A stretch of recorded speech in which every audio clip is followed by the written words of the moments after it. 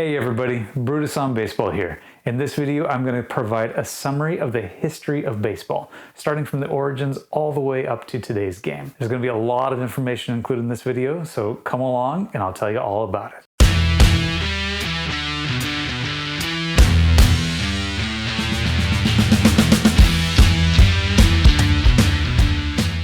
We're going to start with the origins of the game of baseball.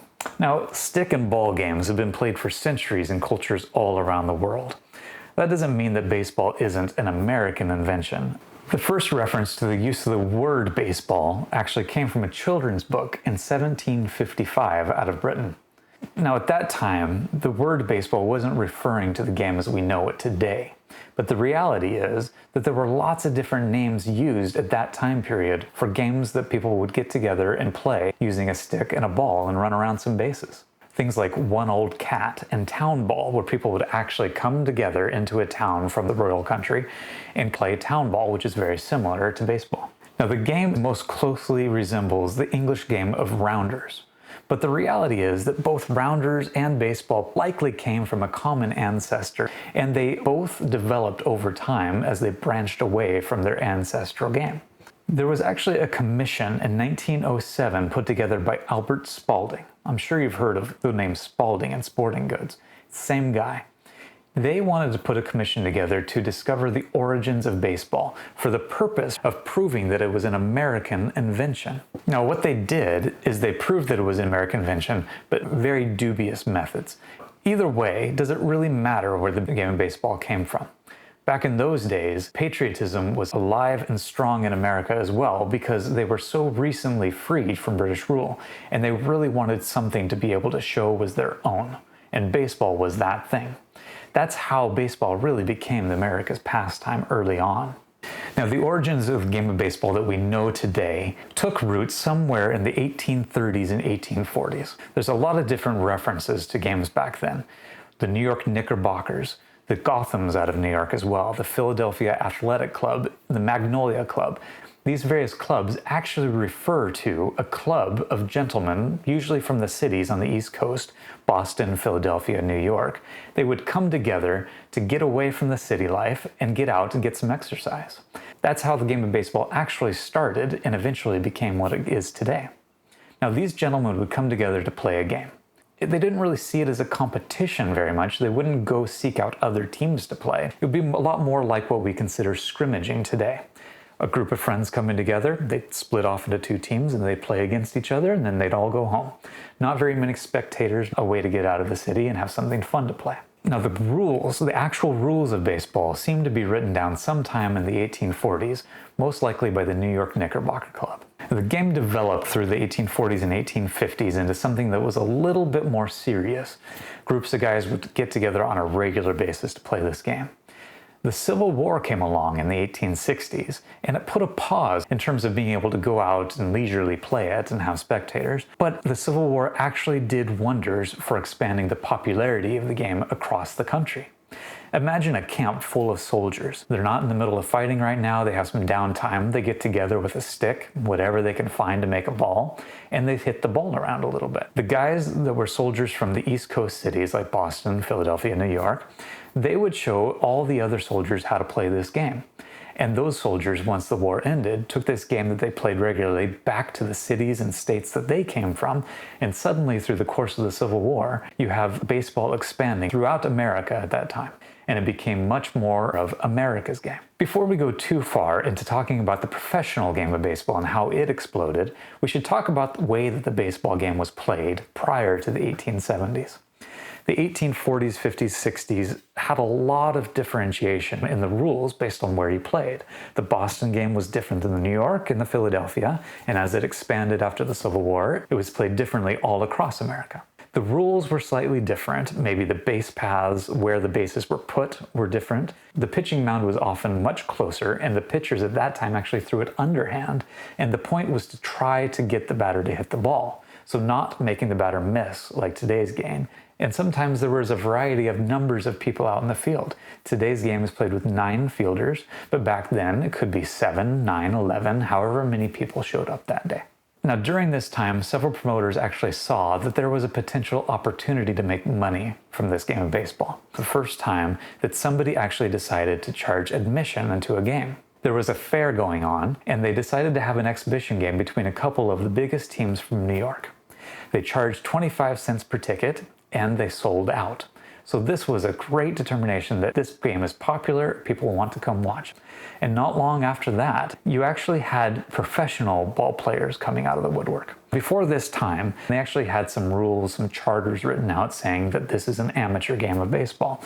No professionals being paid money. But around 1867, there was a team called the Washington Nationals. That's where they got the name for the current team. They decided to travel around and play the best teams around the country. And they actually brought in players from areas that were not part of Washington to play on this team. And by 1869, the first openly professional baseball team was the Cincinnati Red Stockings. Now, they went undefeated for the entire 1869 season and halfway into 1870. 81 wins in a row, according to the record books, and really shows how much better this professional team was compared to the teams put together by the smaller cities or other cities where they weren't bringing in professionals. Now, this changed the game. It wasn't long after that that the first actual league was formed. The first professional baseball league put together by owners was the National League, established in 1876. Now, there were leagues before that, mostly made up of baseball players themselves, the players' associations. But the National League really established baseball as a professional sport with teams run by owners. There were a variety of other leagues that came and went in the 1870s and 1880s, but they all went by the wayside eventually. Now, this period of time, prior to about the 1880s, was known as the early days of baseball. This is when the baseball game was still forming. Through the 1880s and 1890s, the rules of the game were refined to make it more similar to what we know today. By the late 1890s, most of the modern rules were in place, like the pitching mound distance, or pitching overhand, or the distance along the base paths. Once spectators started coming to the games and watching these professional teams, the stands were also full of gamblers. Gambling was a key part of the very early days of baseball because it made the game more interesting to go watch it, something that you could put skin in the game above and beyond just being a spectator. Gambling stayed with the baseball all through the 1860s, 70s, 80s, 90s, all the way up to the turn of the century and then some. Around 1900, the only games in town were the National League and the Western League, which was made up of teams mostly in western cities at that time.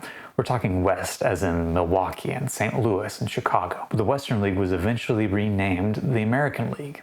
And around 1903, these two leagues finally got together and made a pact that they would come together and form what we know today as Major League Baseball.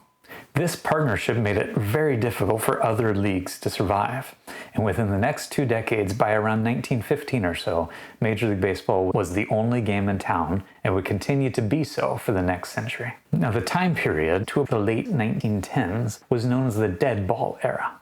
The Deadball Era was called such because the ball at that time was very inconsistent in size, shape, density, all these things, and whenever a hitter hit the ball, it was difficult to know exactly how far the ball was going to go. Therefore, the batters at that time just tried to make contact. It wasn't so much about hitting the ball as far as you could, it was more about hitting the ball and running the bases effectively, stealing bases and manufacturing runs. This game was dominated by pitching and defense for the most part, with lower scoring games. But hitting, obviously, was still a very important part. This era of baseball is epitomized by very aggressive ball players, guys like Ty Cobb or Tris Speaker, Nap Lajoie. Now, the Deadball Era was also characterized by very cheap owners that had a system in place to keep the player salaries down. That meant that the players could not negotiate their salaries very well or decide where they wanted to play. And like I mentioned before, gambling was already prevalent in the sport of baseball, and it didn't really change during the 1900s, 1910s. Now, this all culminated in the fixing of the 1919 World Series, where the Chicago White Sox faced the Cincinnati Reds. A group of gamblers got together and decided to approach the Chicago White Sox players. There was a small group of them that decided to go ahead and accept an offer from the gamblers and threw the World Series, purposefully losing to the Cincinnati Reds. Unfortunately, they didn't do it very gracefully. It was quite obvious to a lot of people what was happening. And it wasn't long before investigators, reporters were picking apart what actually happened.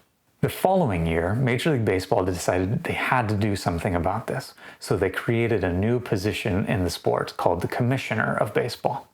It was the commissioner's job to clean up the sport of baseball, and the owners picked the right man, a judge by the name of Kennesaw Mountain Landis. Landis came right in, he did his own investigation, and even though the White Sox players were acquitted in court, baseball did not care. They permanently banned those White Sox players for life, a total of 8 of them. From then on, there were whisperings of gambling here and there, but for the most part, gambling went by the wayside. It was not conducted within the confines of the baseball fields or among the teams or players. Now, cleaning up the game of baseball was not only about cleaning up the gambling. The formation of the job of commissioner actually changed a lot of things about baseball. It standardized the way the game was played, making sure that most rules were the same across both leagues. And not only that, it standardized the way that the balls were constructed. The balls had consistent size, shape, and composition from that point on, which meant that batters could swing a bat, hit the ball, and know pretty well how far it'll travel.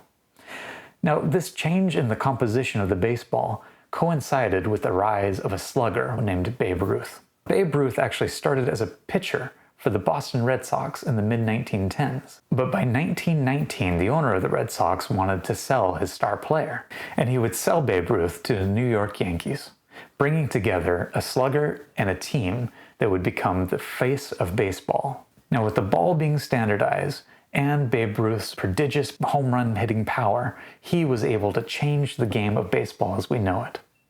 The rules stayed the same, but the game became all about hitting the ball as hard and as far as you could. And in the 1920s and 1930s, the game completely changed and became much more about offense than anything else. Batting average, home runs, runs per game, they all increased drastically. Now, Babe Ruth himself hit 2 home runs in 1917. Then in 1918, he hit 11. In 1919, he hit 29. By 1920, he had hit 54 and then 59 in 1921. He went all the way to a career high of 60 home runs by 1927. For several years, Ruth had revolutionized the game so much that he alone hit more home runs in a single season than other teams of players combined. And along with the rise in Ruth's career came the rise in baseball's popularity in mainstream culture. The 1920s were a decade of excess, and along with that came the popularity of the game exploding across the country. This is where it was really cemented into America's game, America's pastime. Even during the Depression, some really low years for the United States, baseball kept going every year and brought a little bit of consistency to the American life. The 1920s and 30s are most commonly known for the sluggers. In addition to Babe Ruth, we have other sluggers like Lou Gehrig, Jimmy Fox, Rogers Hornsby. By the early 1940s, World War II was knocking on the door of the United States, and this obviously had a huge impact on baseball. A lot of players in the prime of their careers enlisted voluntarily to serve their country in the war. Players like Ted Williams, Hank Greenberg, Bob Feller, Joe DiMaggio. These guys actually took multiple years out of the game of baseball and came back not even missing a beat on the baseball field. Now, the early 40s were known as a low time in baseball because all these great players had to be replaced. And they were often replaced by mediocre players that normally couldn't crack the lineup, or players that were a little bit old that maybe came out of retirement to play a couple more seasons. Overall, the game just suffered a little bit in the early 40s, just like the rest of the population. By the end of the war, baseball would enter into a brand new era. This became the era of desegregation. Prior to the 1940s, baseball was segregated, much like the rest of the United States. Dating back to the formation of the leagues in the 1870s and 80s, there was actually a pact between the owners that African Americans would be barred from playing professional baseball. Now, this barring actually extended to people of color. including African Americans, but also anyone of Latin American descent that would have been lumped into the same group at that time. Players from Cuba, Dominican, Puerto Rico, they weren't allowed to play the game either. Now, it didn't stop them from playing the game. In the 1920s and 30s especially, African American baseball players got together and formed the Negro Leagues. This gave them a way to be able to play baseball amongst themselves, but still travel around and challenge teams from all over. There's actually a lot of stories about what's called barnstorming. Barnstorming is when major league players, and we're talking really high caliber players like Babe Ruth and Lou Gehrig, would travel in the off season and challenge teams around the country. Often these Negro League teams would be able to compete against the major league stars, and they would be able to beat them time and again, showing that the Negro Leagues probably had just as good competition as the major leagues. Now in 1945, a co-owner of the Brooklyn Dodgers went about trying to put a stop to segregation in baseball. He did this by scouting the Negro Leagues and trying to identify a player that not only had the talent, but the temperament to be able to be the first African American player to break the color barrier in baseball. Branch Rickey was the guy's name, and he signed Jackie Robinson in 1946. Now, Jackie would play 1946 in the minor leagues, but by 1947 he had played so well that the Brooklyn Dodgers had no choice but to bring him up to the major league team. He was the first African American to be able to play in Major League Baseball. Jackie Robinson had broken the color barrier and helped to propel forward the United States in the process of desegregation. Over the course of the next decade, every team in Major League Baseball featured a black player on their team, until the 1959 Boston Red Sox were the last to finally end segregation on their team. This allowed so many great players to be able to play Major League Baseball that previously were barred. Guys like Larry Doby, Hank Aaron, Willie Mays, Bob Gibson, Roberto Clemente, Minnie Minoso. The 1950s and 1960s were often referred to as the Golden Era. I think one of the reasons why this is seen as the Golden Era is a lot of the older baseball fans right now look back on this time period with a lot of nostalgia. They look back and they think that this was the point at which the game of baseball was at its purest. Segregation in baseball at least had ended, and all of these great players were able to come together and unite the country under baseball. During the Golden Era, the game shifted again. It became a lot less about offense and a lot more about pitching and defense. So much so that by the late 1960s, several rule changes were implemented to make sure that the game had a balance between offense and defense.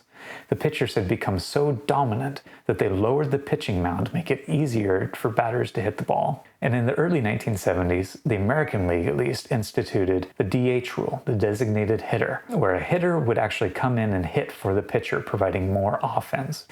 In addition to the Golden Era, this is also sometimes referred to as the Expansion Era, the beginning of expansion.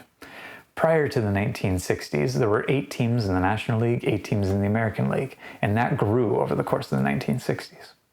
It actually began in the 1950s, where a lot of the owners saw untapped markets out west as America continued to expand in that direction. It started with the Boston Braves moving to Milwaukee in 1953. The Philadelphia Athletics followed, moving to Kansas City. And most importantly, what really changed the game was the move of 2 teams, the Brooklyn Dodgers to Los Angeles and the New York Giants to San Francisco in 1958. This broke a lot of people's hearts in New York, losing 2 of their best teams, but it changed the face of the game completely. It wasn't long after that that Major League Baseball saw an opportunity to expand in other cities that had had no footprint in. In the 1960s, you saw a lot of new teams popping up, like the San Diego Padres, the Los Angeles Angels, the Montreal Expos, the Houston Colt 45s, which quickly became the Houston Astros. This all happened in the 1960s and really expanded the footprint of baseball in the country. The trickle-down effect of all this expansion was a little bit of watering down of the talent in Major League Baseball. This, combined with the rule changes in the late 60s and early 70s, brought offense back to the game of baseball in the 1970s. The home run and higher averages were again a common thing, but it was more of a balanced game. You still had stolen bases and manufacturing runs. The 1970s game was the start of the modern era game. That's often what it's referred to as. It fairly closely resembles what we know today to be baseball. The modern game of the 1970s was epitomized by teams and players like the Big Red Machine, which had Joe Morgan and Johnny Bench and Pete Rose, the Oakland Athletics that had Reggie Jackson and Catfish Hunter, and the Baltimore Orioles with Jim Palmer and Brooks and Frank Robinson. Coincident with all of this expansion and the rule changes was also a change in labor negotiations between the owners and the players. I'm going to go into this in great detail in a series that I'm putting together about the economics of baseball players. But today I'll just mention that prior to the 1970s, there was no free agency. Players were tied to their team for life as long as the teams wanted them. They had very little leverage in arguing for salary increases, and they had no choice about which team they played for. This all started to change with the formation of the Baseball Player Union in the late 1960s and several advances that they made in arbitration and free agency in the 1970s. By 1975, free agency was a thing, and the owners could do nothing about it. This started changing the game again as baseball player salaries started to go through the roof. Now, I should point out that baseball player salaries did go through the roof. But the important thing to note is what they were being paid was actually fair, finally, for the first time, compared to what the owners were bringing in profits. Now, on the sidelines, as all of this is happening, we should talk about the baseball's popularity throughout the country. Prior to the 1960s, baseball was the biggest game in town. By and large, people's favorite game was baseball. This started to change in the 1960s. One of the reasons why is that football capitalized on this new thing called television, whereas baseball owners didn't. They were afraid of television. They were afraid that people wouldn't come to the stadium to watch the games. Football saw it different. This was a way to broadcast their games across the country, and they really hyped up what's called the Super Bowl, something that baseball really lagged behind football in hyping up the World Series. Now, as football started beginning to pass baseball, the average Joe across America also saw the baseball players granted free agency, and their salaries went through the roof. So it was harder to identify with the baseball players, whereas football had a much tighter stranglehold on player freedom of movement and salary. As a result, in the 1960s and 70s, you actually saw the popularity of baseball declining and football gaining the spot of most popular sport in America. This has never been relinquished. Ever since that time, it's always been football number one. After the newness of free agency started to wear off a little bit in the 1980s, the game of baseball actually saw a surge in popularity again. But this was the beginning of another era in baseball, known as the steroid era. And the story of the steroid era starts with a guy named Jose Canseco in the mid-1980s. Canseco was an elite player who was also willing to do almost anything to gain an edge over his fellow players, even using performance-enhancing drugs. Now, I will say, the use of performance-enhancing drugs has been a part of baseball for as long as it's been a sport, going back to Pud Galvin in the 1880s and his use of elixir from the testicles of various animals to gain an edge, to the use of greenies in the 1950s and 60s that were used by players all over the sport to gain an edge, and even well-documented steroid use in the 1960s, 70s, and early 80s. But the atmosphere was a little bit different by the late 80s and early 90s. Steroid use became quite prevalent in the sport by all accounts. The home run became more prolific during the 1990s than it ever had been in the history of baseball. Home run records would soon be toppled, and the phrase "chicks dig the long ball" was imprinted on everybody's mind. Now, in the middle of this era was also a lot more labor strife. Going back to collusion in the late 1980s, it culminated with the strike in 1994, during which the World Series was lost for the first time since 1904. The World Series had actually managed to survive two different world wars, a global pandemic in 1918, the Great Depression, and even an earthquake during a World Series game. But labor strife would be what caused the cancellation of the World Series in 1994. And as a result of the owners and players not being able to come together for a solution, we saw the popularity of baseball plummet once again.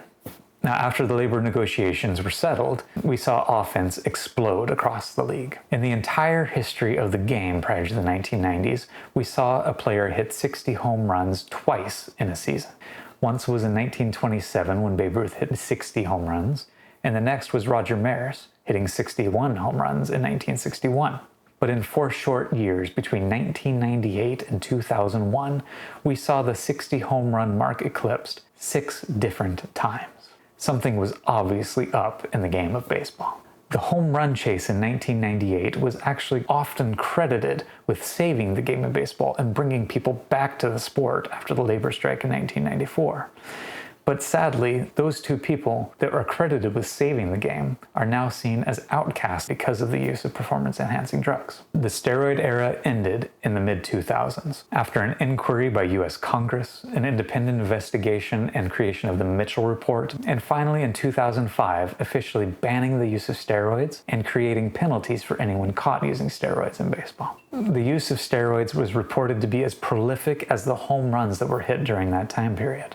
But unfortunately, at least in my opinion, only a few key players from that era are being held accountable as the face of the steroid era. Even though managers, owners, the commissioner, everyone throughout baseball knew what was going on, these players are seen as the bad guys, and they're continued to be seen as such, even though the use of steroids was rampant in the game of baseball. One of the big reasons that these guys are held so accountable is because baseball is built on the tradition of records. And one by one, home run records fell to these players, and a lot of fans see that the record book is now stained by the use of steroids. Even though several of these players have never been convicted in court or penalized or suspended by Major League Baseball for steroid use, they still saddle most, if not all, of the blame for it. Now, not surprisingly, not long after the banning of steroids in baseball, we saw a major shift again from offense to pitching. And the season in 2010 was known as the year of the pitcher, with the lowest average of runs scored per game in decades. Post-2005 also coincided with the rise of analytics in baseball. This all began with Billy Beane and the Oakland Athletics. Some of you may know it as Moneyball. The idea behind Moneyball is that a perennially small market team that struggles to compete, like the Oakland Athletics, has to keep up with the New York Yankees and Red Sox and Los Angeles Dodgers that spend a ton of money on players. And how they had to do that was to put value in things that were undervalued by other teams. The basis of Moneyball is just that. We need to find value where other teams are undervaluing it and invest in those players. After the success of the Athletics and Billy Beane, front offices across the league embraced the ideas behind Moneyball and analytics. Team after team finally embracing the use of analytics, creating analytics departments, and often hiring Ivy League graduates to general manager positions to run the team entirely. The traditional fans did not want to embrace the new analytics and all of these new ways of evaluating players. I'm not going to get into analytics here. It's a very divisive subject, and I will have a video about that later on. But let me just say this. These guys, these Ivy League graduates, are pretty smart guys. I think they probably know what they're doing a little bit more than you and I do. If analytics weren't effective at deciphering how to put a team of players together, or how to space them on the field, or whether a free agent has the probability to be worth the contract he's going to be paid or not, if analytics weren't effective for these things, then I'm sure that every single baseball team would not have embraced it already. Every team has an analytical department, so let's get used to it. It's a part of the game and will continue to be so in the future. But, and this is a big but, the rise of the use of analytics in baseball has changed the game again. It's made the game more slow to a lot of people, more boring. And that's because of the principle of three true outcomes that refers to most at-bats being finished with either a walk, a strikeout, or a home run. And a game with only those three outcomes can get really boring and drag on. We've seen the pace of play slow down drastically from an average of 1 hour and 47 minutes in 1920 to 2 hours and 33 minutes in 1960 to 3 hours and 8 minutes in 2021. Baseball has been losing the attention of young fans for a couple decades, and it's now in crisis mode to get fans back in the seats. We have got to come together and figure out a way to make this traditional game relevant to young fans today. So that summarizes the game of baseball in its entirety, the whole history, nothing missed, I promise you. But come back and join me in all my other videos where I talk about all the gaps that I've got to fill in now. I didn't even touch on the reserve clause, and I barely talked about gambling and free agency in baseball. So join me for my upcoming series where I talk about the economics of being a baseball player throughout the history of the game. For now, be sure to hit the like button and the subscribe button, check out my other video links, and comment below if there's anything you want to talk about or see me talk about. I'd love to be able to share more with you about the great game of baseball. Until next time, have a great one.